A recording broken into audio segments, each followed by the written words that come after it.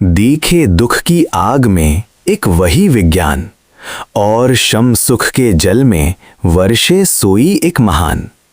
देखा कुछ का कुछ बालक ने वो बही, अंतर्मुख विज्ञ जो परखे वही सर्वत्र सही। दूसरों से न्यारा या भिन्न अपने आप को मानने से व्यापक सब में समरूप तत्व में मनुष्य का मन प्रवेश नहीं पा सकता। वह अपनी भेदभाव वाली सांसारिक कामनाओं वाली मैं को ही बनाए रखने में अपना आपा बनाया बशा समझता है। परे वाला उसकी दृष्टि में नहीं पड़ता। इसी प्रकार अपनी सांसारिक मैं को पाने के लिए सारे संसार की वस्तुओं को भी वह सत्य समझता है। इसलिए कामात्मा रूप जीव को वस्तुओं वाला संसार ही सत्य दीख पड़ता है। तब वह सर्वव्यापक आत्मा या परमात्मा में प्रतिष्ठा नहीं पा सकता। यह पद्य बता रहा है कि वह क्यों दुख स्वरूप सदा नहीं बने रहने वाली मैं के पीछे इतना पड़ता है और क्यों इस संसार के पदार्थों में और प्राणियों में आस्था बनाए हुए है, और पुनः कैसे वह जीव परम तत्व का साक्षात्कार करेगा इत्यादि सब का समाधान रूप यह पद्य है। जब दुख की अपने आप को प्रतिकूल रूप से अनुभव में आने वाली अग्नि मन में जलती है तो उसमें अधीर होकर पुरुष या कोई भी जीव उसे झटपट बुझाने के लिए पुरानी आदतों के वशीभूत होकर संसार के प्राणी और पदार्थों का ही सहारा खोजने भागता है। थोड़ा भी धैर्य रखकर अपना सही हित नहीं खोजता। उस दुख के अनुभव को विज्ञान रूप से नहीं समझ सकता। इतना धैर्य नहीं रख पाता कि इस दुख की आग में टिका मैं इस दुख को भी या दुख के अनुभव को भी केवल वही समझने की शक्ति रूप बुद्धि की ही अवस्था समझूं। इस दुख को भी विज्ञान का स्वरूप ही पहचानूं और दुख को सहन करते करते बुद्धि चेतन करके इसके कारण को भी पहचानूं। यदि मिथ्या दुख का कारण केवल तृष्णा को पूरी न करना ही है तो इससे अधीर न होकर इस वक्त की तृष्णा को पूरी न करता हुआ इसके दुख को केवल दुख के ज्ञान या विज्ञान पर ही क्षण क्षण दृष्टि रखता हुआ इस तृष्णा के समय को निकाल दूं, तब भी तो दुख की आग नहीं दिखेगी, समय पाकर बुझ ही जाएगी।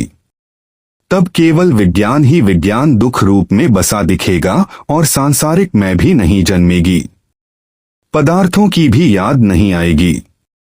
इस प्रकार जिस व्यर्थ की तृष्णा के दुख को बुद्धि समझ रही है या अनुभव कर रही है कि यह दुख है, वह केवल विज्ञान रूप ही दिखेगा और अंत में इसी विज्ञान में भी केवल अपनी आत्मा का शुद्ध ज्ञान रूप ही अनुभव में आएगा। जहाँ की सब दुख टल जाता है, अंत में आनंद मात्र ही रहता है। ऐसे ही दुख में रहने पर या सुख का ही अनुकूल रूप से अनुभव होने पर अथवा दुख के समय अशांति रूप सुख में भी उसी एक विज्ञान को ही पहचाने।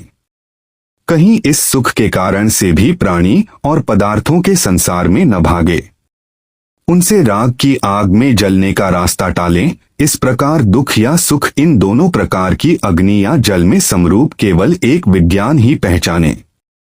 अपने दुख के द्वेष से और सुख के राग से अज्ञानी जीव रूप बालक ने जो कि अपने दुख सहन शक्ति रखकर न मिटा सका, बाहर जगत के प्राणी और पदार्थों को कुछ का कुछ रूप से स्मरण करके और उन्हें ही सुख देने वाले या दुख मिटाने वाले रूप में याद करके पुनः संसार में ही अपनी मैं को पुष्ट किया होता है।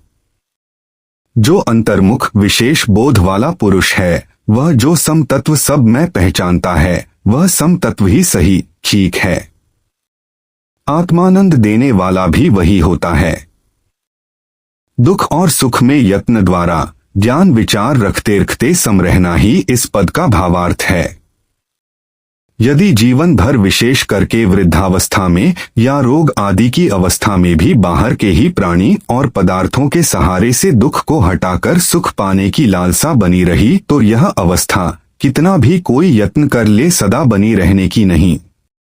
इन्हीं बाहर की वस्तुओं की दास्ता के कारण मनुष्य का मन इतना बाहर संसार में भटका रहेगा कि इसे सदा उसी मन की भटकन का ही दुख कई एक शारीरिक रोगों के रूप में भी दुखी करेगा। ऐसा ही सहारा जो जीवन भर बनाए रखने पर तुला रहे, वही जीव यहाँ बालक रूप से कहा गया है।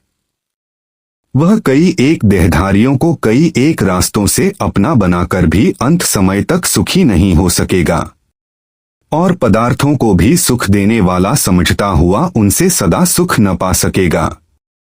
परंतु अंतर्मुख पुरुष अपने विचार द्वारा ऊपर कहे गए के अनुसार सत्य को पहचानकर बाहर की तृष्णा को मिथ्या रूप से पूरा न करता हुआ केवल ध्यान द्वारा अपने आसन पर ही बैठा बैठा उस तृष्णा पूरी न करने के दुख को ज्ञान तथा बुद्धि रखता हुआ देखते देखते भी समय व्यतीत करके मिटा सकता है और प्रत्येक मन की दुख रूप तरंग का केवल अनुभव या मन में होने वाले ज्ञान के स्वरूप से ही समझता वह सही ज्ञान को रखता समय व्यतीत कर सकता है, तो उसी का मन एक दिन ऐसे भी सध जाएगा कि पुरानी तृष्णा जैसे जैसे मन में होकर चलती जाएगी वैसे ही टालते टालते पूरी तृष्णा आसन पर ही टालकर मन को सुखी बनाएगा।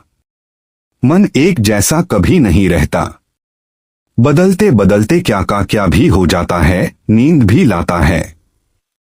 जागते जागते भी एक दिन सब तृष्णा को खींचकर दुख को टालकर सुखी भी होगा। यही अंतिम सही सहारा है जो कि बहिर्मुखता से टलकर बाहर ज्ञान को न भटकाकर अपने अंदर मन या आत्मा की खोज करते करते सही मार्ग द्वारा सारे संसार के दुखों से छुटकारा पाने वाले विद्वान अपने अनुभव द्वारा जानते हैं तथा बताते हैं।